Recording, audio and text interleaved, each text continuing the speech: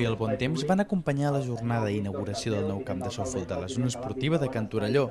La jornada va iniciar-se amb 2 partits simultanis dels més petits del club i dels benjamins, que estaven nombrosament acompanyats per familiars i públic divers que van acostar-se a visitar la nova instal·lació.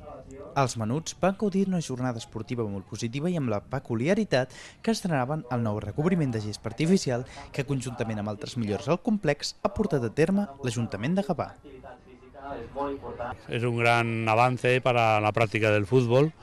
Estamos a una altura que hay que reconocer que en pocos clubes de la comarca al menos tienen un nivel de instalaciones como la que se está consiguiendo aquí, y agradecerlo lógicamente al ayuntamiento que desde el primer momento pues ha tenido el espíritu de mejorar la instalación con este nuevo campo, y en el futuro esperamos que con alguna otra mejora que también sé que está a punto de irse avanzando. Aquesta obra ha servit per fomentar una vegada més l'esport de la ciutat de Gavà, indret on la cultura esportiva està més que arrelada amb diverses entitats de pes a nivell provincial i estatal, i també per contribuir a l'iniciació per part dels infants a l'esport mitjançant l'oferta que ofereixen clubs com el Club de Futbol Gavà amb el projecte Escola Esportiva.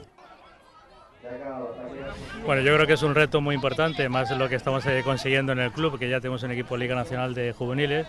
Yo creo que es un paso muy importante para la escuela, para el deporte en sí de la ciudad, y lógicamente pues el marco que tenemos ahora a nivel deportivo muy importante. Tot i que no han estat revelats els costos i procedència del fons a l'obra en qüestió, aquesta ha arribat just abans de les primeres mesures anticrisi que potenciarà el govern municipal a tots els nivells i que de ben segur afectaran d'altres infraestructures i millores urbanístiques a la ciutat. Bé, estem ja fa temps en la remodelació integral d'aquesta zona esportiva. Pensem que aquesta zona esportiva nosaltres desenvolupem l'esport base i hem fet que Can Torelló tingui ja 2 camps de gespa artificial i properament tindrà aquest tercer també de béisbol i de softball, no? Del que es tracta és d'això, que els nens i les nenes de Gavà puguin practicar esports aquí, que la zona de Can Torelló tingui una renovació absoluta. Són temps complicats per poder desenvolupar totes les inversions que hi ha previstes, però aquestes, el nostre compromís es manté, i també en els propers dies que començarà la següent remodelació. Deixarem per més tard acabar-la, faltava la piscina descoberta i la nova zona de aparcament, de pàrquing, però bueno, anem avançant i sobretot anem fent que els nens, les nenes, els joves de la ciutat puguin fer esport a la ciutat. L'acte també va comptar amb la presència del recentment ascendit equip juvenil del club, que va ser felicitat per múltiples personalitats i se'ls va fer entrega d'una placa commemorativa per l'èxit assolit.